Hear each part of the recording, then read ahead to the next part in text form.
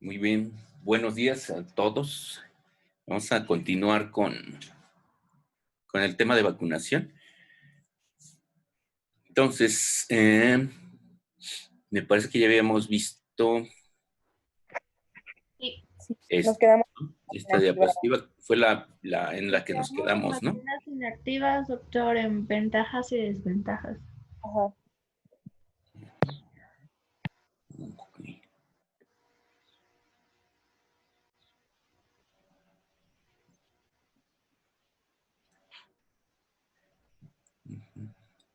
Bueno, entonces, estábamos viendo lo decías que nos quedamos desventajas de las vacunas activas. Inactivadas.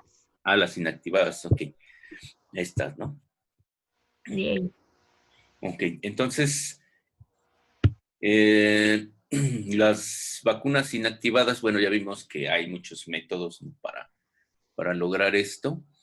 Eh, las desventajas, pues, son, como decíamos, una inmunidad de corto plazo, ya que los microorganismos, como están inactivados, pues no pueden replicarse y la inmunidad innata por sí misma, la vacuna no la activa de manera fuerte, a pesar que tiene PAMPs.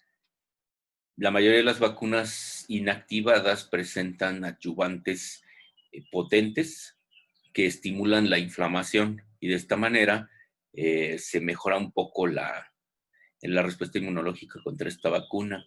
Sin embargo, por ejemplo, vacunas como, por ejemplo, de las que están disponibles ahorita, la antirrábica, sobre todo la que se usa de sector salud, que tiene muy buena calidad, es inactivada, ¿no?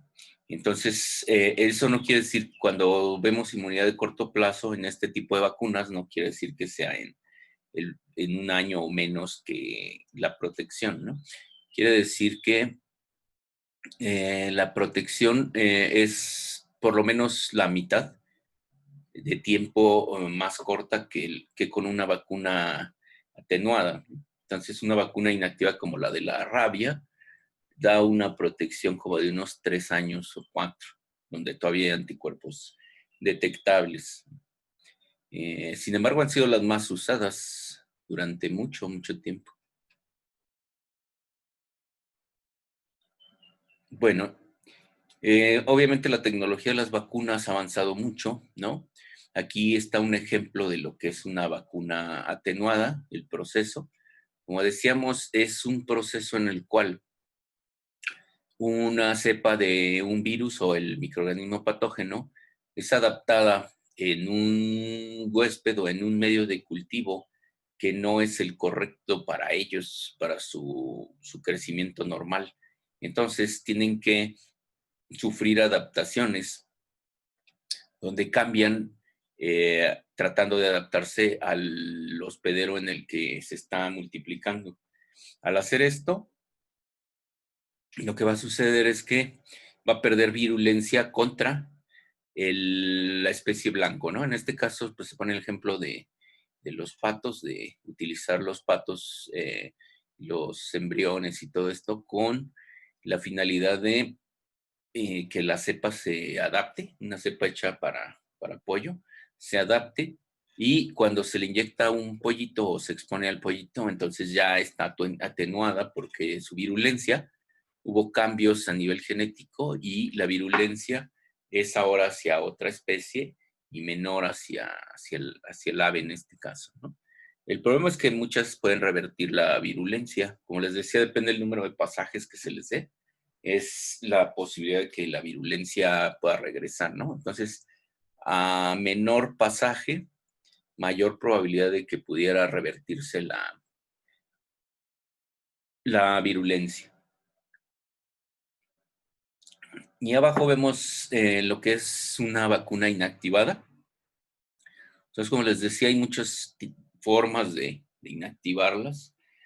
Eh, el chiste de aquí es evitar que la vacuna pueda ser capaz de replicarse, pero también que no pierda su inmunogenicidad, porque si no, pues es inútil, ¿no? Esa vacuna. Entonces, después se tiene que desarrollar un método que sea estable para poderla aplicar, ¿no? Entonces se puede utilizar liofilización, ¿no? O líquida, etcétera, según la ruta que se vaya a utilizar. Entonces, las vacunas inactivadas se pueden utilizar intranasal, intramuscular, oral, ¿no? Intradérmica, subcutánea. Realmente se puede utilizar cualquier vía. En lo que es medicina veterinaria es raro utilizar ya las intramusculares, salvo en especies eh, mayores, y esto es porque se utilizan muchos fármacos que son muy irritantes en caballos y en bovinos, entonces por eso se les pone intramuscular, ¿no? Pero en el caso de pequeñas especies y de animales silvestres, se prefiere el uso de, bueno, animales silvestres que no sean rumiantes, ni rumiantes muy grandes, se prefiere el uso de vacunas subcutáneas, funcionan muy bien y es la ruta más segura para aplicarlas, ¿no? Bueno, entonces tipos de vacunas, también tenemos los toxoides, ¿no? Entonces los toxoides, eh, recordemos cuando hablábamos de las toxinas, pues son aquí, como vemos en esta imagen chistosa, ¿no? Esta es una toxina y lo que se hace es eliminar el componente tóxico, ¿no? Tóxico de la misma para que quede como un toxoide y entonces quedan sus determinantes antigénicos, pero no el motivo o la parte, ¿no? Que es tóxica. Entonces, la ventaja que tiene, pues es que son muy seguros. Eh, Muy seguros porque al quitarles la parte tóxica a esa toxina, ya no puede hacer ningún daño, ¿no? Entonces, esa es una gran ventaja. Y la ventaja de haber encontrado el método químico para evitar que perdiera su inmunogenicidad, pues lo que hace es que da una protección muy buena y de un plazo aceptable. De hecho, por ejemplo, el tétanos, ¿no? Cuando se vacunan contra el tétanos, la inmunidad puede durar varios años. Por eso, en trabajos de alto riesgo de adquirir tétanos, como el de medicina veterinaria, se recomienda que se vacunen de manera regular. Regular quiere decir que al menos 4 veces o 3 en su periodo de vida laboral, ¿no? Entonces, si no se han vacunado contra el tétanos, pues vacúnense porque les puede ayudar dentro de poco. Y en muchos trabajos de campo, ya sea para hacer servicio social o cosas por el estilo, les van a pedir su carnet de vacunación, donde se demuestra que están vacunados contra tétanos, ¿no? Es una de las principales. Y en algunos lugares van a pedir la vacuna antirrábica según el grado de riesgo que se tenga, ¿sí? Bueno, las desventajas es a la hora de la producción, como son muy potentes y se producen unas cantidades no muy fácil de predecir, o sea, unas cantidades de toxina muy fácil de predecir.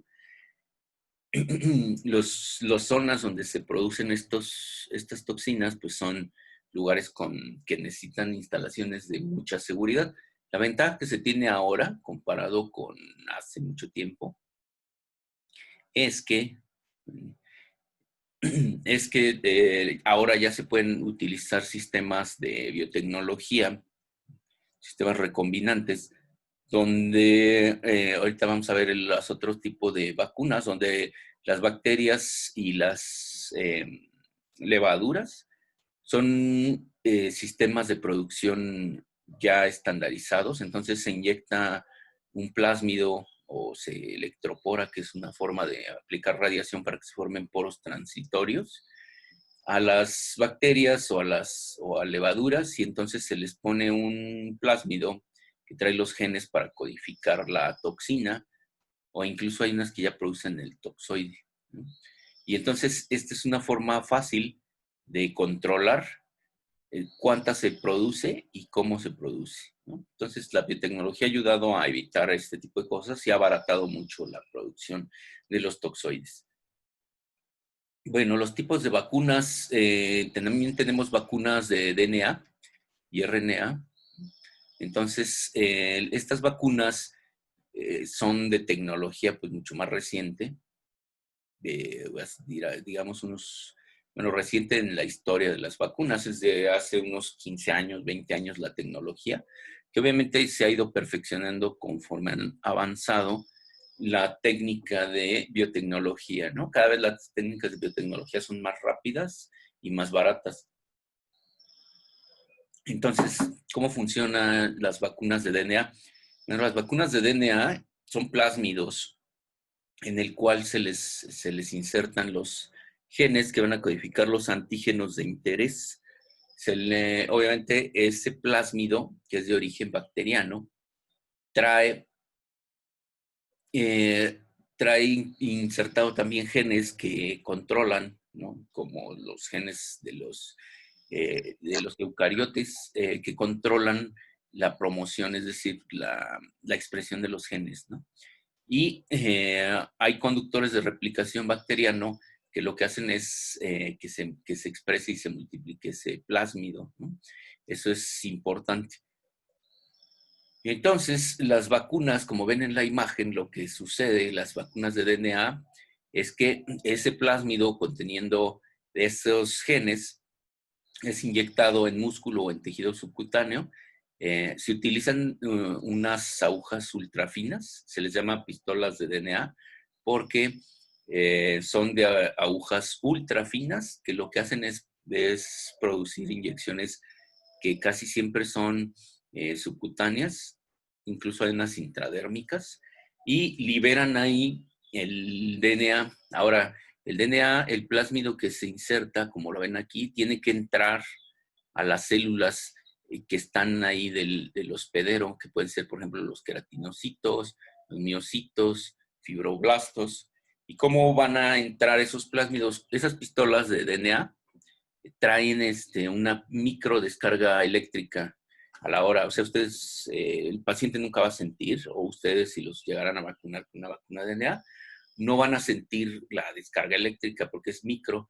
Y lo que hace es precisamente el fenómeno de electroporación. Quiere decir que cuando ustedes aplican una microcarga eléctrica, la membrana celular forma pequeños poros transitorios que duran milisegundos y en ese momento penetran los plásmidos a las células que estén cercanas y eso se le conoce como transfección. Cuando se hace la formación de poros transitorios, se le conoce como transfección. Entonces las células, por ejemplo, las que habíamos dicho, ¿no? Aquí dice que los monocitos, pero los miocitos y los queratinocitos, pero también pueden ser los fibroblastos. Lo que les sucede, ¿no? Y también pueden ser las células dendríticas, por ejemplo, lo que le sucede es que adquieren el plásmido. Si lo adquiere una célula somática, lo que va a hacer es expresar los antígenos que se le inyectaron como si fuera un agente extraño, pero por lo general mueren, se forman cuerpos apoptóticos y entonces las células dendríticas los capturan, los procesan y los presentan, ¿no? Y por otro lado, si esa transfección se da en las APC, entonces las células dendríticas directamente van a producir en su citoplasma los antígenos, pero los van a procesar y los van a presentar tanto en MHC clase 1 como en clase 2 como presentación cruzada. Y entonces en ambos casos lo que van a estimular pues es la producción de anticuerpos y de inmunidad celular, ¿no? Entonces, en general, tienen ventajas de ser, como pueden ver aquí, pues no llevan absolutamente nada del patógeno, que no sean antígenos, que sean para generar anticuerpos, y por lo tanto su seguridad pues es muy alta, ¿no? No tienen ningún tipo de virulencia, no es posible una reversión. Tiene una gran ventaja que son muy estables a la temperatura, entonces ahí pueden llegar a transportarlas incluso a temperatura ambiente, lo cual es muy bueno porque si tienen que aplicarlas en lugares remotos donde no hay posibilidad de llevar nada que mantenga fría la vacuna, con que la mantengan fresca es suficiente. Entonces, esa es también una gran ventaja. Y otra ventaja, pues, es que generan inmunidad tanto humoral como celular. Ahora, ¿qué desventajas tiene? Bueno, pues la primera es que es muy caro producirlas, ¿no? El problema también es que los plásmidos pueden llegar a integrarse al DNA y entonces esto nos llevaría al riesgo de generar enfermedades autoinmunes porque las células, si se integra al DNA, la célula se vuelve más estable y entonces va a vivir y va a presentar antígenos extraños y pues va a ser destruida.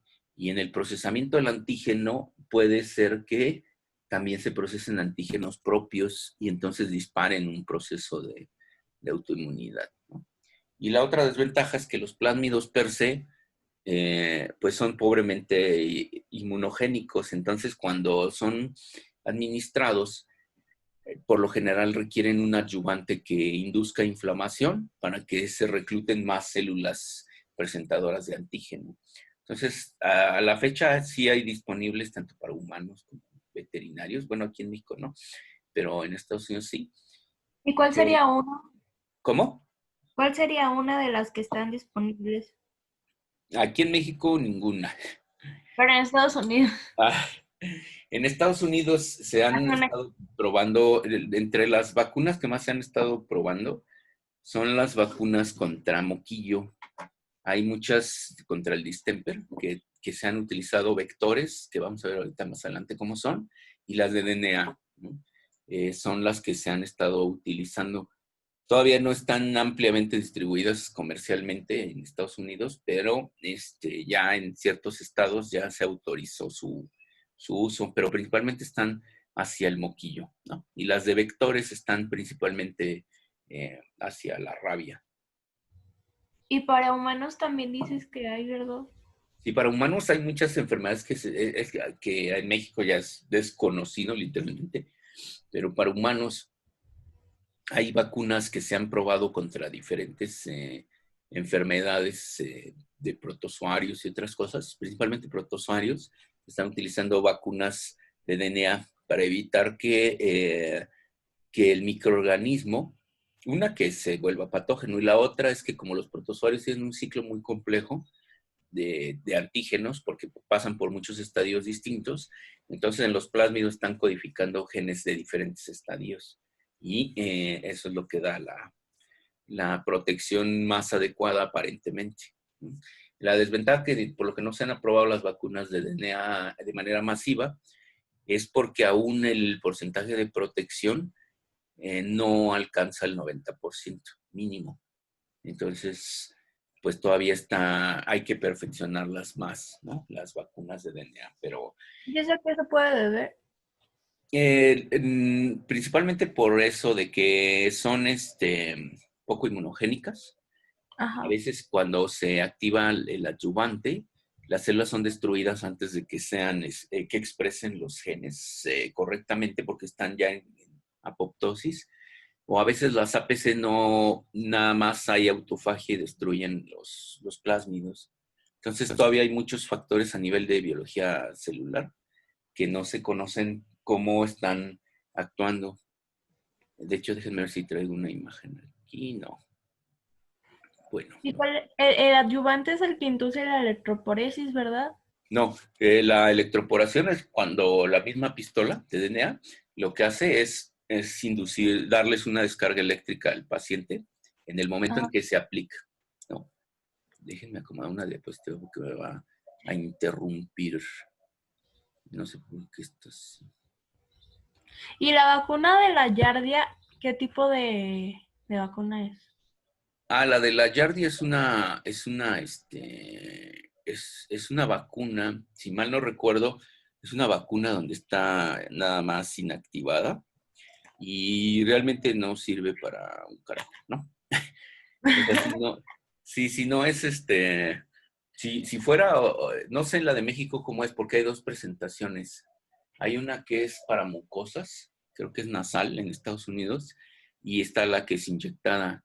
En ¿Y México por qué no se sé cuál es, yo me imagino que en México está la inyectada, porque a mí cuando me han preguntado así de qué opino de si produce o no una buena protección, pues la primera es que quién sabe, porque no conozco bien la vacuna, pero me han dicho que es inyectada. Si es inyectada no sirve de nada, o sea, no sirve, no tiene ninguna protección, ¿no? ¿Y Bueno, cuál sí es sirve la de... diferencia entre que sea nasal e inyectada? O sea, Ah, en la eficacia. Ok. Porque lo que nosotros debemos de tratar de hacer en una vacunación es tratar de producir la protección en los tejidos por donde entran los microorganismos contra los que queremos protegernos. Y cuando vimos inmunidad de mucosas, si se acuerdan, los linfocitos T, las células plasmáticas, los B de memoria y todo esto, cuando se producen por un estímulo antigénico, desarrollan la capacidad de reconocer solamente los tejidos de mucosas para quedarse ahí. Entonces, si por ejemplo yo inyecto les pongo en aerosol una vacuna en nasal, ahí se Ajá. genera la respuesta en la mucosa nasal, se generan linfocitos y todo, y producción de anticuerpos, pero estos viajan vía sistémica o linfática y van a pasar por ganglios regionales sistémicos y todo, pero no se van a quedar ahí, se van a quedar en puros ganglios o tejido linfoide que esté asociado a mucosas, porque tienen receptores para unirse nada más a esos tejidos. Entonces, por eso, Por ejemplo, las enfermedades respiratorias, lo ideal sería que la vacunación sería nasal. sí, de hecho, las poquitas digo, una parte del fracaso de las vacunas contra la influenza, y fracaso me refiero a que no que no produzcan protección, sino el grado de protección, porque también las vacunas contra la influenza, la protección es menor al 70%.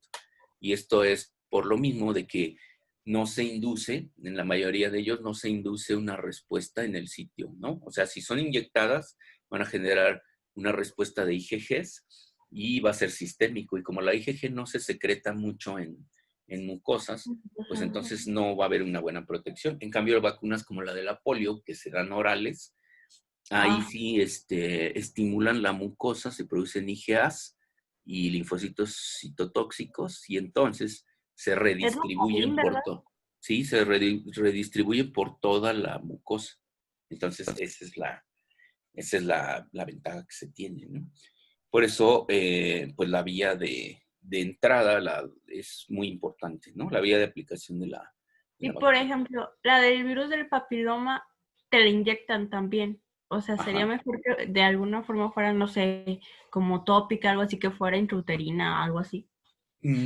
Creo que la vacuna del virus del papiloma es distinta porque es una vacuna recombinante donde están sintetizados los genes, digo los antígenos que son principalmente oncogénicos, o sea, son los que son los responsables de que se generen los tumores, porque el virus del papiloma humano hay muchas, creo que son 16 cepas, y no todas les van a producir, o sea, tienen la capacidad de ser oncogénicos, de transformarlas. Entonces, esa vacuna está hecha de tal manera que lo que está expresando son los genes asociados al cáncer, Ah, ya. y esos son casi siempre que se inyectan en vías, o sea, en piel.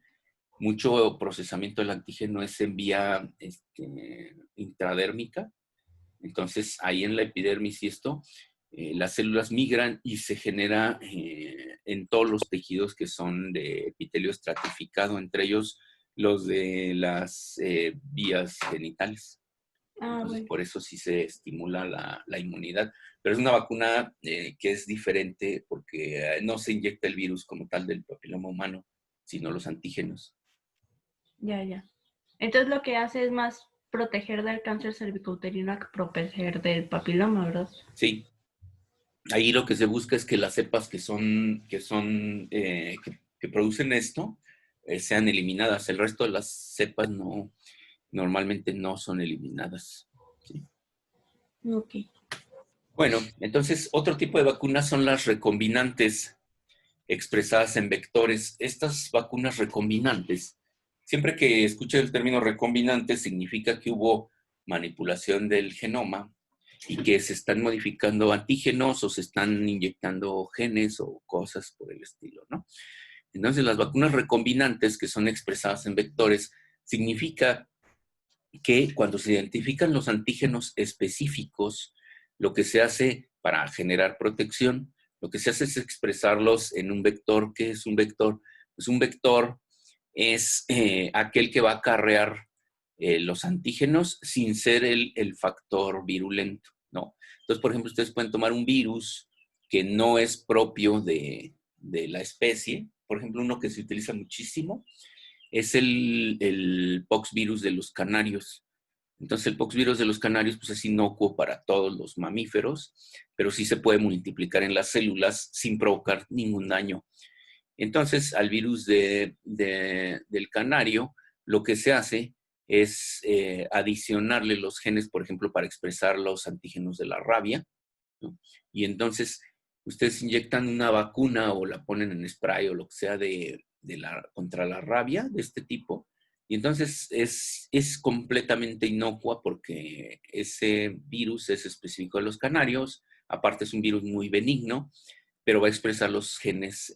Hay un antígeno que se llama R de la rabia, que es el que es protector. Entonces lo expresan, se generan anticuerpos específicos contra ese antígeno y cuando se lleguen a enfrentar con el virus de la rabia lo van a inactivar, lo van a bloquear inmediatamente, ¿no?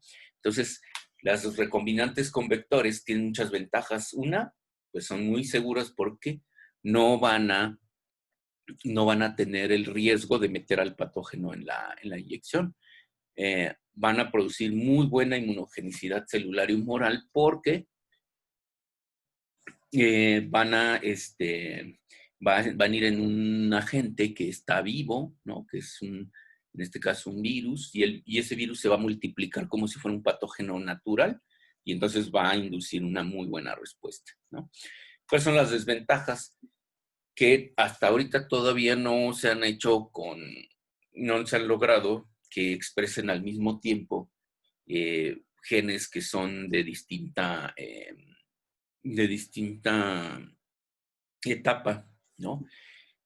Por ejemplo, podemos ver en los protozoarios, pero también lo podemos ver en lo que son la tuberculosis. Entonces, la tuberculosis, la bacteria, Mycobacterium, expresa antígenos distintos cuando está activa, cuando está en fase durmiente, que está latente, tiene antígenos muy distintos. Y la desventaja es que, por ejemplo, en este tipo de microorganismos como la micobacteria, esos antígenos, los genes son excluyentes, es decir, si se expresa uno, se deja de expresar el otro. Entonces, esa es una forma que todavía no se ha podido superar de cómo hacer que todos los genes se expresen al mismo tiempo, ¿no? Pero bueno, ahí va, son muy buenas. Hay muchas vacunas, ahorita no recuerdo cuáles son, pero la mayoría son contra la rabia también, eh, que son con vectores, ¿no? Y se utiliza mucho el poxvirus de los canarios, ¿no? Entonces, otra que se está intentando hacer, que esa no sé si la han escuchado, una que es contra la influenza, que se trata de hacer una vacuna universal contra la influenza, que exprese todos los antígenos posibles conservados de los virus de la influenza.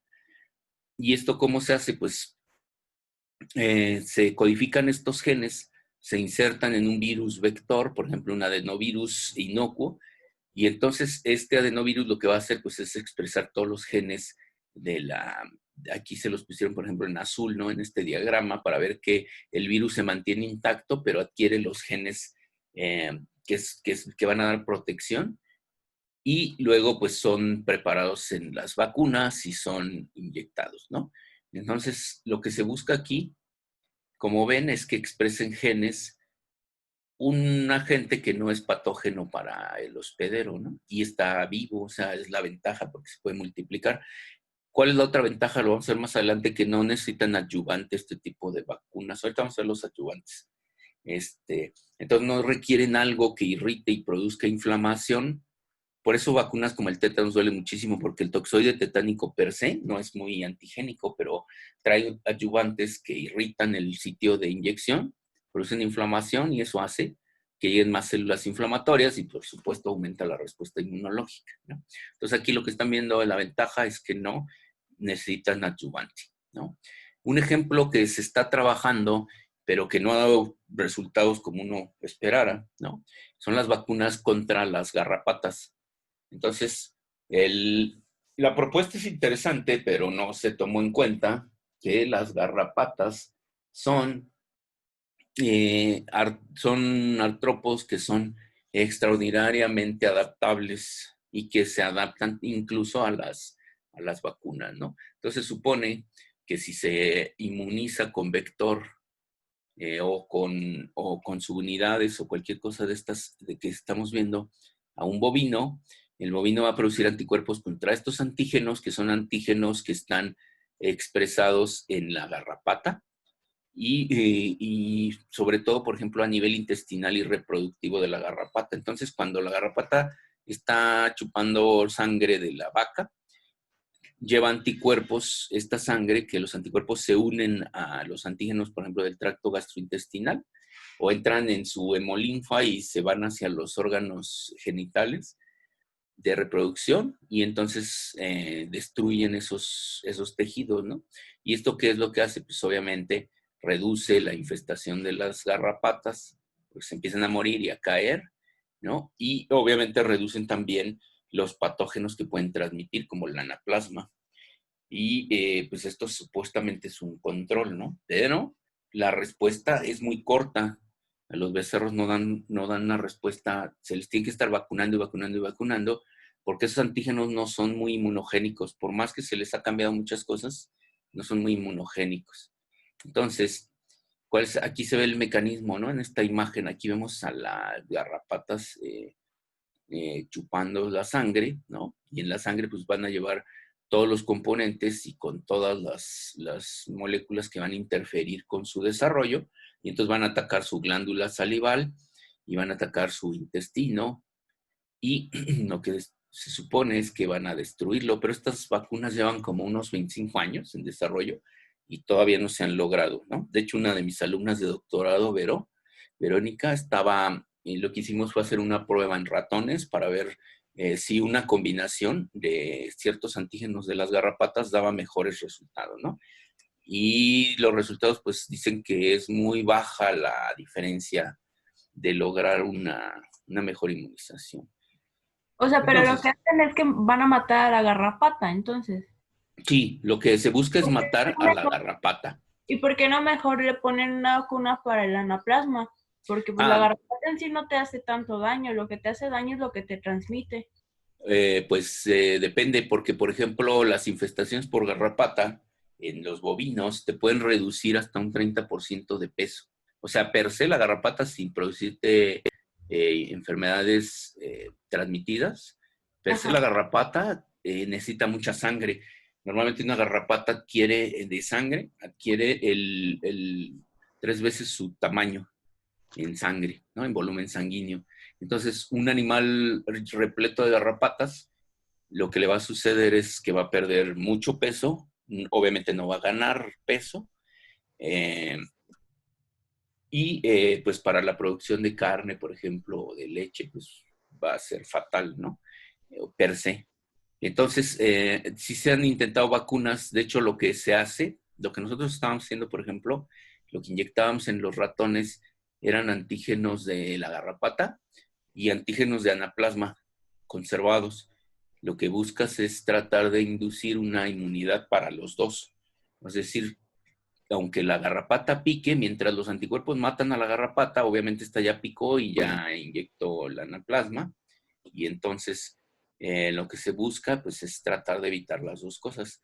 Igual sucede con Ehrlichia, ¿no? En el caso de los perros, por ejemplo, se está buscando una que te proteja al mismo tiempo de Ehrlichia y que vaya destruyendo las garrapatas. El problema es que las garrapatas producen antígenos, perdón, enzimas que degradan los anticuerpos, o sea, se van adaptando al desafío y empiezan a producir enzimas que degradan a los anticuerpos, entonces los anticuerpos ya no pueden hacer su función. Y lo más difícil es contra déjenme adecuar esto. Lo más difícil es el hecho, ¿no? De que como anaplasma, como Ehrlichia, es bien difícil hacer vacunas efectivas contra ellos, ¿no?